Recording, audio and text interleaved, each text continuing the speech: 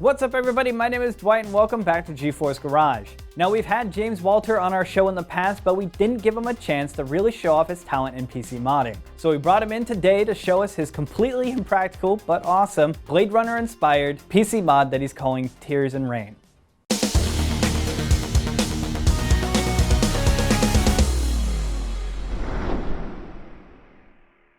Well, welcome back, James. Glad to have you. Thanks, Dwight.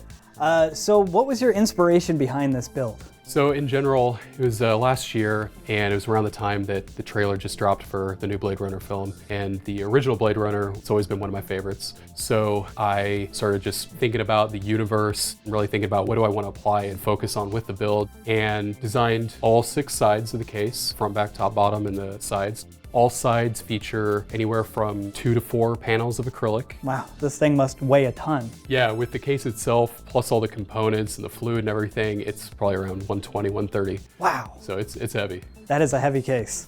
What are the other notable features that we should be looking at? So with the case itself, it's got 4 built-in reservoirs. You can see clearly 2 at the front and 1 at the lower side, motherboard side. There's 1 up top as well. And then at the very front lower, you can see there's a Tyrell Corporation logo that I made using a vinyl cutter. There's a lot of detail in the build that you can't even see. For example, relabeled power supply, relabeled radiators, relabeled fans, all done using either printed or cut vinyl by myself to incorporate the branding from that universe into the build itself. So I noticed one thing that you haven't talked about yet is that there's an actual screen inside of your computer case. Yeah, so those familiar with the original film, one of the most iconic pieces of imagery is flying across the cityscape, and there's a billboard of this geisha. So I decided a 7-inch wave-share monitor built inside the case next to the motherboard really triggers that iconic film imagery. Very cool. So I noticed that you have a lot of lighting in this that has contrasting colors. What was the idea behind that?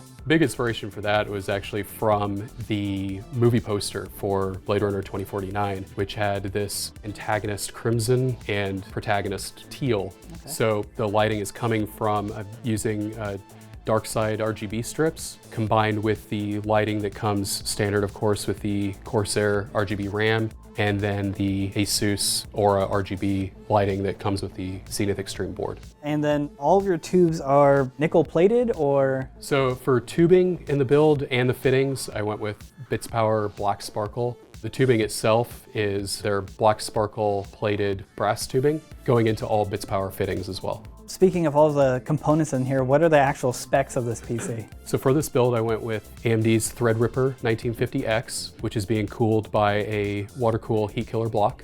Up top, I've got 2 GeForce GTX 1080 Ti's, an SLI, also cooled by water-cooled heat killer blocks. For memory, I've got 32 gigs of Corsair Vengeance RGB RAM.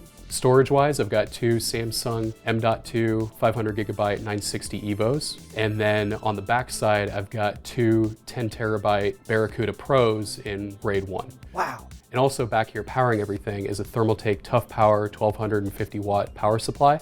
And the cables coming out of the power supply were all custom made by N-Source custom sleeve cables. All the fans are Thermaltake Ring Plus 120 RGBs. And last but not least, one of the big features of the build flowing through all the components is the new Prima Chill View fluid. All right, James, well, it looks awesome. I do not envy the fact that you have to take this home because it looks super heavy.